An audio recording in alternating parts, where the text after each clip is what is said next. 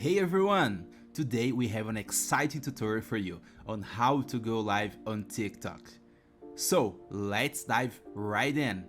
Before we go, keep in mind that you need at least 1000 followers on your TikTok to unlock this feature. The first thing you need to do is to open the TikTok app on your mobile device and navigate to the main menu. Look for the plus icon at the bottom of the screen.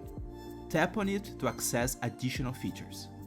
Now, swipe the right to explore more options. Keep swiping until you reach the last option, which is live. Let's remind that you need at least 1000 followers on your TikTok profile, and once you hit that milestone, the live stream feature should become available to you. And that's it, you're now ready to start live streaming on TikTok. Thank you for watching this video, and if this guide helped you, consider leave a like and subscribe to our channel.